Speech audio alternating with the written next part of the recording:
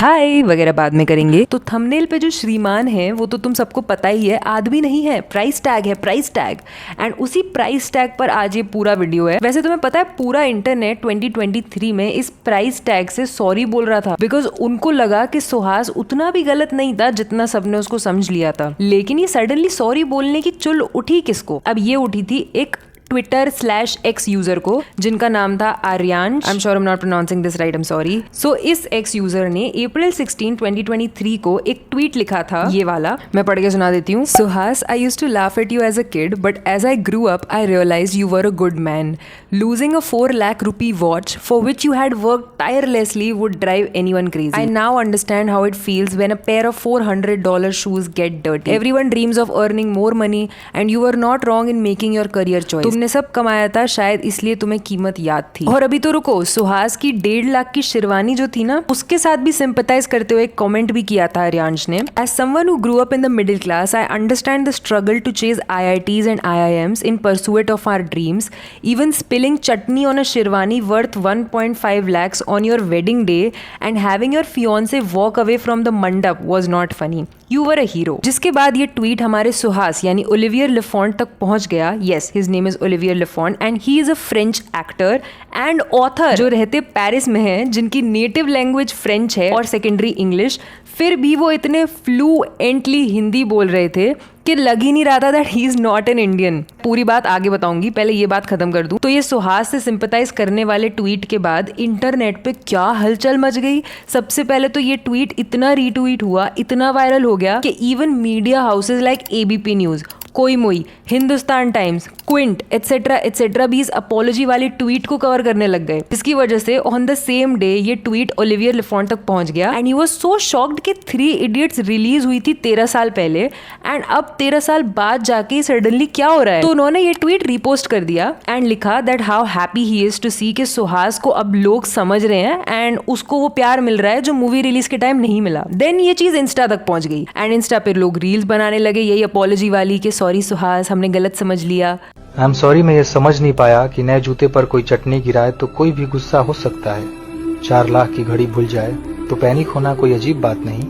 खुद से खरीदी हुई चीजों की कीमत मालूम है। अरे इंटरनेट छोड़ो, इवन टाइम्स ऑफ इंडिया और हिंदुस्तान टाइम्स जैसे न्यूज़पेपर्स में छप गई ये न्यूज एंड ओलिवियर ने ये सारी चीजें अपनी इंस्टा हाइलाइट्स में शेयर की हुई हैं, इवन ट्विटर पे रीट्वीट की हुई हैं। इवन रिक्रिएटेड हिज शादी के दिन वाला लुक, वो बाथरोब वाला जब 3 इडियट्स के 15 साल पूरे हुए थे। बाथरोब भी पहन पाया बेचारा क्योंकि 1.5 लाख की शेरवानी पे तो चटनी गिर गई thanks to housekeeping. And ये फोटो खींचते वक्त ना वो पेरिस में ही थे एंड पता he is not born in Paris, वो पैदा तो लाहौर पाकिस्तान में हुए थे क्योंकि उनकी मदर पाकिस्तानी है एंड उनके फादर फ्रेंच हैं। तो वो पाकिस्तान ज्यादा रहे नहीं, उनका रेजिडेंस फ्रांस में ही है, पेरिस में। एंड 1986 में जब ओलिवियर 7 साल के थे तब वो पेरिस से न्यू दिल्ली शिफ्ट कर गए थे एंड वहीं से अमेरिकन एम्बेसी स्कूल में पढ़ाई भी करी और तब भी उनको एक्टिंग का पूरा शौक था। वो थिएटर में एक्टिंग वगैरह किया करते थे and he has received multiple awards for that as well. And इसके अलावा वो ब्राइट स्टूडेंट भी थे तो उनको स्कॉलरशिप मिल गई and he went to Hamilton New York अपने कॉलेज के लिए और वहां से उन्होंने कोलगेट यूनिवर्सिटी से अपनी डिग्री ली बैचलर्स की in theatres and English literature. और फिर वो वापस दिल्ली आ गए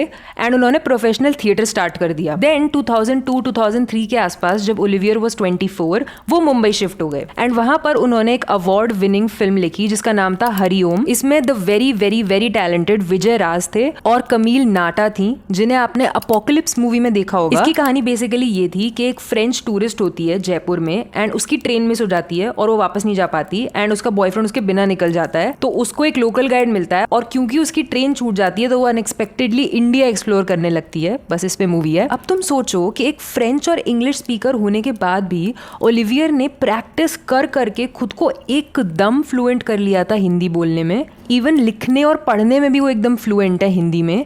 और ये हरिओम फिल्म के बाद मॉडल बनने के लिए उन्होंने एलीट मॉडल मैनेजमेंट एजेंसी के साथ साइन अप कर लिया, जिसके बाद उन्हें कई बड़ी कंपनीज के एड्स मिले जैसे Amul, Tata, Coca Cola, Horlicks. अब इस तरह के और भी एड्स ओलिवियर ने किए हैं और उसमें एक्टिंग के साथ साथ वॉइस ओवर्स भी दिए हैं। अब तुम्हें 2008 में याद है MTV पे एक सीरीज आती थी फुली फालतू जिसमें ये मूवीज के स्पूफ्स बनाते थे जैसे बेचारे जमीन पर, चेक दे इंडिया। तो उसका एक एपिसोड था जादू एक बार which was a spoof of Jodha Akbar. इसमें कीकू शारदा भी थे एंड इस एपिसोड के लिए ओलिवियर ने ही स्क्रीन प्ले लिखा था। एंड इसके अलावा भी ओलिवियर ने काफी सारी फीचर फिल्म्स की स्क्रिप्ट्स लिखी हैं, including original scripts with Oscar nominated and award winning directors. अब जब ओलिवियर ये स्क्रिप्ट्स वगैरह लिख रहे थे और एड्स वगैरह कर रहे थे ना, तब 3 इडियट्स की जो कास्टिंग डायरेक्टर थी ना, अमिता सहगल, उन्होंने ओलिवियर को स्पॉट किया और उन्हें लगा कि वो सुहास के रोल के लिए एकदम परफेक्ट हो सकते हैं। तो उन्होंने ओलिवियर को ऑडिशन के लिए बुला लिया, और वो भी स्पेसिफिकली वो वाला जो पार्टी सीन है ना, चटनी वाला, जिसमें आमिर खान उसके जूते पे चटनी गिरा देता है सुहास के, उसके ऑडिशन के लिए। और वो पूरा सीन लिखा हुआ नहीं था, बहुत सारा इम्प्रोवाइजेशन भी करना था। और वो ऑडिशन इतना अच्छा हुआ कि राजू हिरानी इंप्रेस हो गए थे ओलिवियर के काम से। And then finally he was selected और 2009 में 3 इडियट्स में सुहास बन के वो हमारे सामने पेश हो गए। वैसे तुम्हें पता है, ये जो सुहास था, जो प्राइस टैग था,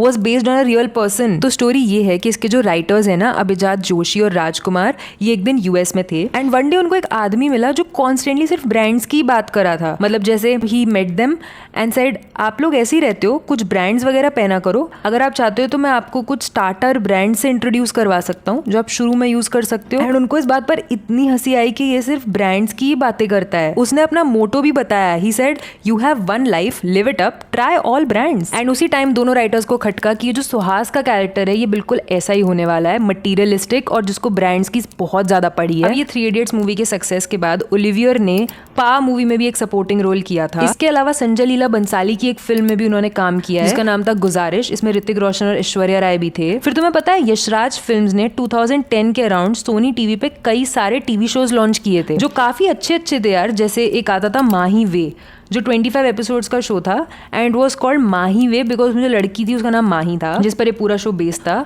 तो वो जिन लड़कों को पसंद करती थी ना, उनमें से एक लड़का था ओलिवियर। एंड YRF ने इस 2010-11 में और भी बहुत अच्छे शोज निकाले थे। अगर तुम्हें मिले तो तुम देखना जरूर, ये फेसबुक पे अवेलेबल है शायद, जैसे 7, खोटे सिक्के, रिश्ता.com, पाउडर। इनके काफी अच्छे कॉन्सेप्ट्स थे, बहुत डिफरेंट कॉन्सेप्ट्स थे और ये रेगुलर सास बहू ड्रामा नहीं थे। इसमें से जो खोटे सिक्के शो था, उसमें ओलिवियर ने एक गेस्ट अपीयरेंस भी दी थी। फिर हिंदी फिल्म्स के अलावा 2011 में उन्होंने एक इंग्लिश शॉर्ट फिल्म में भी काम किया था जिसका नाम था टाइम एक्सपायर्ड। एंड रिमेंबर 2013 में प्रीति जिंटा ने अपना कमबैक किया था विद द फिल्म इश्क इन पेरिस, उसमें भी ओलिवियर ने एक सपोर्टिंग रोल किया था। एंड देन हिंदी के अलावा 2014 से 2018 तक ओलिवियर ने काफी सारे इंग्लिश प्रोजेक्ट्स में भी काम किया, जैसे वो जो फिल्म थी अमेरिकन स्नाइपर, उसमें उन्होंने एक सपोर्टिंग रोल किया था। एंड कुछ टीवी सीरीज हैं जैसे the last ship, the Mindy project, इसमें भी उन्होंने छोटे छोटे अपीयरेंसेस किए हैं। इसके अलावा 2018 में एक मूवी आई थी बेबी सेलर्स, उसमें भी उन्होंने काम किया था। एंड इसी दौरान ना वो कई सारी हिंदी और इंग्लिश शॉर्ट फिल्म्स भी कर रहे थे। अब हिंदी और इंग्लिश के अलावा ना ओलिवियर ने अपनी नेटिव लैंग्वेज फ्रेंच में भी टीवी सीरीज की है, शॉर्ट फिल्म की है, डॉक्यू सीरीज की है, एंड इवन वो तो स्पेनिश भी बोल लेते हैं। एंड पता है, ओलिवियर कहते हैं कि वो एक स्टोरी टेलर हैं और उनको लगता है कि एक्टिंग करना और लिखना दोनों ही चीजें are great ways to tell a story. इसीलिए उन्होंने 6 बुक्स लिखी हैं। उनकी जो फर्स्ट नॉवल थी वो नवंबर 2014 में पब्लिश हुई थी और उसका नाम है वॉरियर। एंड पता है, अब जो ये लुक चेंज हो गया है ना ओलिवियर का, तो इंटरनेट पे लोग उनको वोल्डेमॉर्ट से कंपेयर करते हैं and he also takes it very sportingly. He says, since a fair number of people have messaged me insisting that I am in fact Lord Voldemort, maybe the time has come to confess that yes I might have had a tiny bit of work done, #nose job. वैसे तुम्हें पता है, ये जो 3 idiots movie थी, इसमें जिसने चतुर का रोल किया था ना, ओमी वैद्य, वो बॉलीवुड में कुछ फिल्म्स करने के बाद बॉलीवुड छोड़ना चाहते थे बिल्कुल। एंड तुमने नोटिस किया होगा कि वो काफी टाइम से नजर भी नहीं आए हैं। पर ऐसा क्यों? तो इस क्यों को आंसर करने के लिए ये स्क्रीन पे जो वीडियो आ रही है वो मैंने चतुर पे बनाई थी। इंटरेस्ट हो तो लगा लो।